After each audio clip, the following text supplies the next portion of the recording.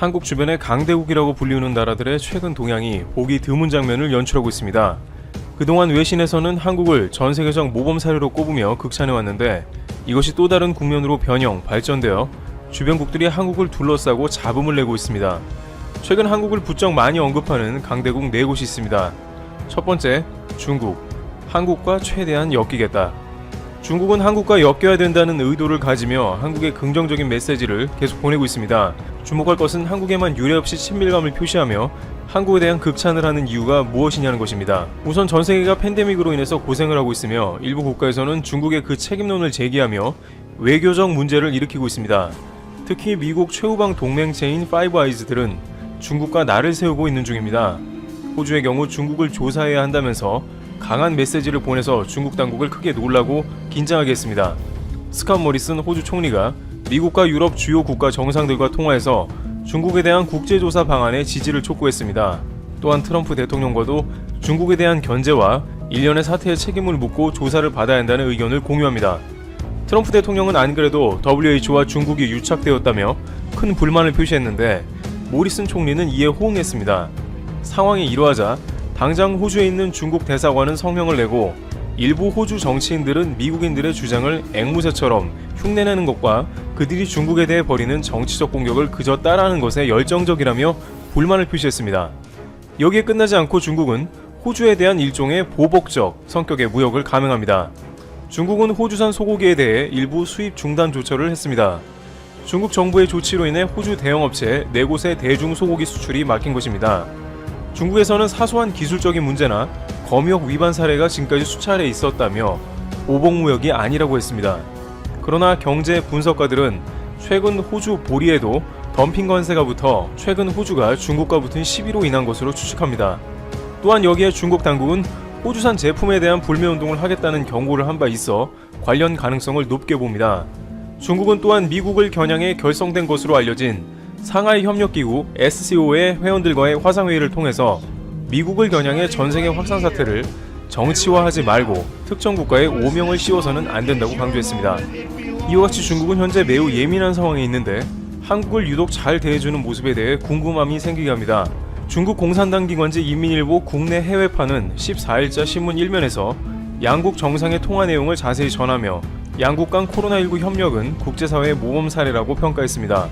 관영 중앙 CCTV도 이날 아침 뉴스에서 한중 정상 간 전화통화 소식을 톱 뉴스로 전했습니다. 쉽게 말해 한중이 잘하고 있다는 뉴스가 계속 등장하는데 중국의 이러한 흐름은 한국을 칭찬하기 위해서라기보다는 방역 모범국인 한국과 같은 위치라는 것을 강조하기 위한 것이 아니냐는 의문도 제기됩니다. 중국이 한국과 같이 모범 방역국인데 전 세계에서 의심을 제기할 게 아니라 한국과 같은 방역 모범국으로 취급해달라는 일종의 언론전이 아니냐는 것입니다. 시진핑 국가주석은 한국의 좋은 이웃은 황금과도 바꾸지 않는다는 발언을 했는데 한알령을 한국 당국의 요구에도 불구하고 매우 오랫동안 끌어오며 정식적인 해제도 하지 않은 상황에 현 사태 때문에 이러한 발언을 한 것은 의문이라는 것이죠. 백신 개발이 되거나 치료제가 본격적으로 나오기 시작하면 이러한 태도는 언제든지 바뀔 수 있다는 것입니다. 게다가 중국은 방역 모범국으로 동급 취급을 하려 하지만 실제로 한국과 중국은 전혀 다른 방식을 취해왔으며 외신에서도 중국의 자료는 정보의 왜곡이나 은폐가 의심된다며 한국과는 결이 다르다는 반응이었습니다. 결국 중국 당국은 어떻게든 한국과 잘 엮여서 방역 모범국인 입장으로 국제사회의 비난을 피해보겠다는 의도가 보입니다. 두 번째, 미국, 한국보다 자신들이 잘하고 있다. 어떻게 보면 한국 입장에서는 흐뭇한 일인지도 모릅니다. 미국 정부가 한국에 집착을 하고 있기 때문입니다. 연일 백악관 대변인 브리핑에서 나오는 소리는 미국이 한국보다 인구 대비 검사를 더 많이 하고 있다는 것입니다. 맥커네니 대변인은 마침내 미국이 검사면에서 전 세계를 선도하고 있다며 한국이 검사면에서 황금 기준 골드 스탠다드로 꼽혀왔지만 미국이 50개 모든 주에서 인구당 한국보다 높은 비율로 검사를 하고 있다고 말했습니다. 그러면서 이 나라의 주 하나가 한국 전체보다 인구당 더 높은 비율로 검사를 하고 있다며 이는 상당히 대단한 일이라고 말하겠다고 덧붙였습니다. 미국이 사실상 한국을 전 세계에서 가장 뛰어난 방역 모범국으로 가정을 하면서 진행한 브리핑이기 때문에 한국 입장에서는 크게 신경 쓰일 일까지는 아니겠습니다만 맥케인 대변인은 급기야 모든 주가 현 시점에서 한국보다 사정이 좋다고 선언했다며 워싱턴 포스트가 보도했습니다. 한국보다 미국이 사정이 좋다고 말한 것에는 실소를 머금게 하는 부분입니다. 미국에서 나오는 각종 수치는 한국을 훨씬 압도할 정도로 좋지가 않기 때문인데 단순히 검사 수치로만 한국보다 낫다고 얘기하는 것은 억지입니다. 게다가 미국 확산 사태로 일약 스타가 된 파우치 소장은 현재 미국이 봉쇄를 풀면 매우 위험하다고 경고 중입니다. 일각에서는 미국 확산 사태의 상황 대처가 늦어 도마에 오르는 트럼프 대통령의 재선에 빨간불이 켜지자 참모까지 동원해 무리한 여론전을 펴고 있다며 다급한 모습을 보인다고 지적합니다. 어떻게 보면 중국과 같이 한국에 매달려서 자신들에게 유리한 국면을 만들어 보겠다는 의도가 다분합니다. 그런데 이렇게 검사를 많이 했다는 미국이 막상 백악관에서 사용하는 진단키트가 50%의 불량률을 기록했다는 것입니다. 트럼프 대통령이 그 성능을 자랑해온 진단키트는 미 의료 장비 제조사 에보트의 제품으로 코로나 양성 음성 판정을 각각 5분 13분 안에 내리는 초고속 진단 검사기로 알려졌습니다만 미국 뉴욕대 랭곤 의료센터 연구진은 생명공학 논문 사전 게재 사이트인 바이오 아카이브에 해당 진단키트의 오류율이 48%라는 연구 결과를 발표하기에 이르렀습니다. 이 제품은 심지어 FDA의 긴급 승인을 받은 제품이라 부실 행정이라는 비판에 직면하게 되었습니다. 백악관은 미국을 이끌어가는 중심이기 때문에 한국 시젠의 정확도가 매우 높은 PCR 키트를 사용하는 것이 맞습니다.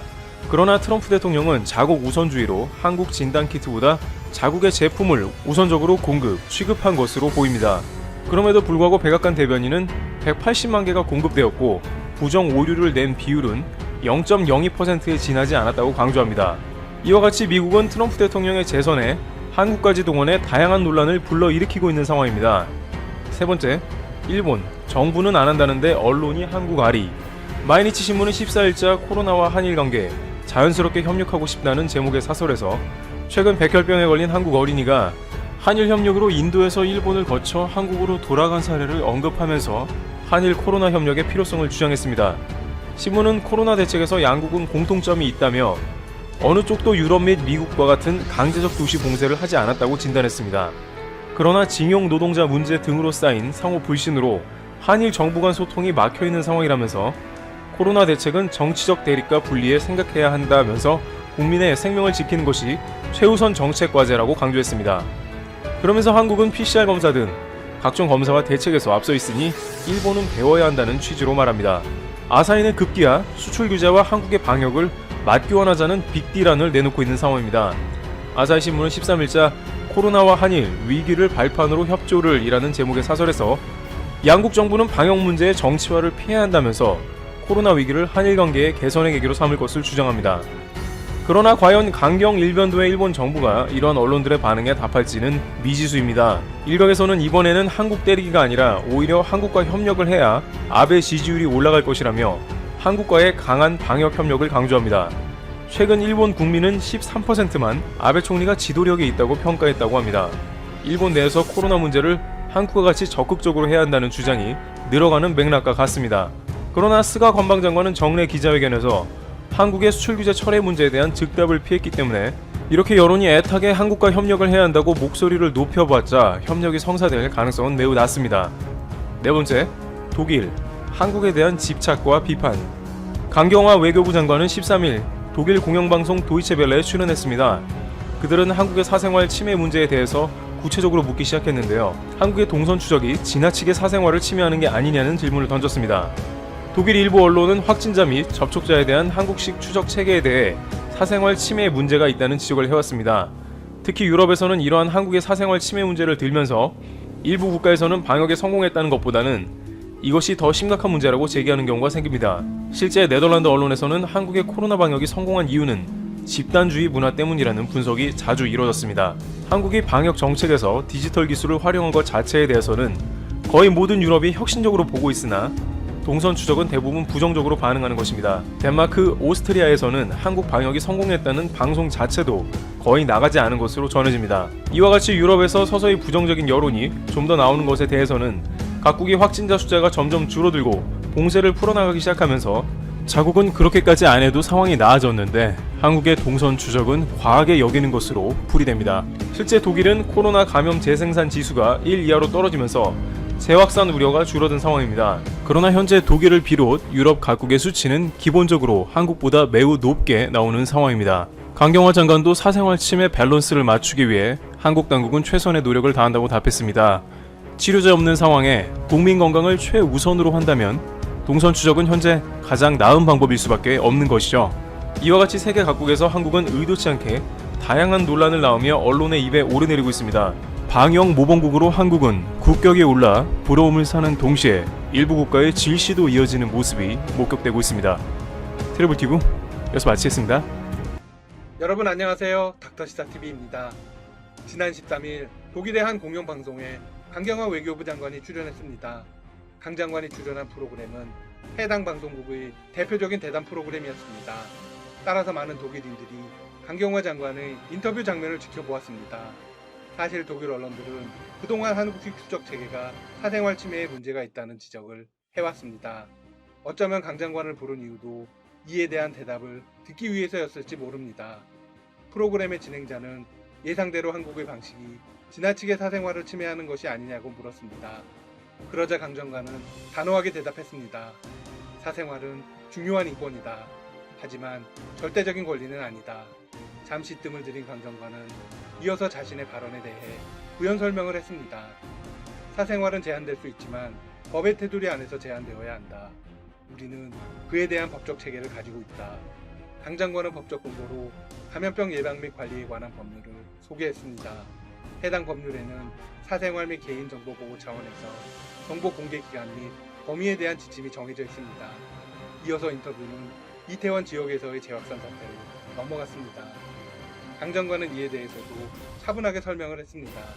2차 발생의 가능성을 계속 경계해왔다. 하지만 이번 바이러스는 매우 난해하다. 무척 빠르게 퍼지고 무증상인 환자들에게서도 전염될 수 있다. 시스템을 최대한 가동해 진단검사를 위한 추적을 진행하고 있다. 수도인 서울시 등은 행정력을 이용해 유흥업소와 주점 등의 시설을 일시적으로 문 닫게 했다. 이후 진행자는 성소수자들이 받는 차별에 대한 질문을 던졌습니다. 이 질문에는 강 장관이 솔직한 심정을 토로했습니다. 민주주의에서의 차별은 기본적인 인권의 가치에 반하는 것이다. 따라서 용납될 수 없다. 우리는 성소수자의 권리에 대해 합의점을 아직 가지고 있지 않다. 변화에는 시간이 필요하다. 우리는 그것을 인정한다. 진행자의 질문에 일단 수긍하고 인정한 것이죠. 하지만 이후 발언이 더욱 압권입니다. 다만 너무 이른 변화를 위해 압박하는 것은 역효과를 불러올 수 있다. 우리는 현재 도전에 직면해 있고 현실적 편견이 악화하지 않도록 매우 조심하고 있다. 이번 경험을 통해 성소수자에 대한 많은 편견과 차별을 없애나갈 것으로 기대한다. 우리는 현재 클럽에 간 성소수자뿐만이 아니라 관련된 모든 사람들을 추적하고 있는 것이다. 강 장관의 발언에 진행자는 고개를 끄덕이며 공감의 표시를 보였습니다. 사실 강 장관의 답변은 흠잡을 곳이 없었습니다. 이는 방송을 본 현지인들도 마찬가지였다고 전해집니다. 이번 사태에 대한 이야기가 끝나고 인터뷰 주제는 북한과 관련된 사안으로 넘어갔습니다. 진행자는 최근 전 세계에서 제기되었던 김 위원장 사망설과 관련해 건강 상태를 물었습니다. 우리는 매우 굳건한 동맹인 미국과 협력해 많은 정보를 분석하고 있다. 현재 평소와 다른 특이한 동향은 없다. 한미 방위비 협상에 관한 질문이 이어졌습니다. 독일도 질병 사태만큼이나 관심을 가지고 있는 분야입니다.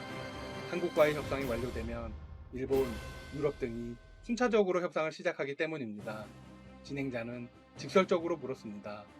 트럼프 미국 대통령이 무리한 요구를 해서 협상이 어렵지 않나? 잠시 생각에 잠겼던 강 장관은 이렇게 말했습니다.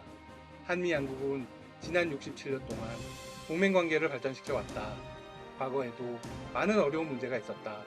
하지만 잘 이겨나갔다. 시간이 걸리고 노력을 더 많이 해야겠지만 합의에 도달할 수 있을 것이라고 확신한다. 강 장관은 이번 사태 속에서 전 세계의 공동 대응을 강조하면서 이렇게 인터뷰를 마무리했습니다. 바이러스는 국경을 닫아도 들어온다. 따라서 걸어 잠그기보다는 세계가 함께 협력해야 한다. 그리고 환자의 사생활을 보호하는 것과 대중을 위험으로부터 보호하는 것은 균형을 이루어야 한다.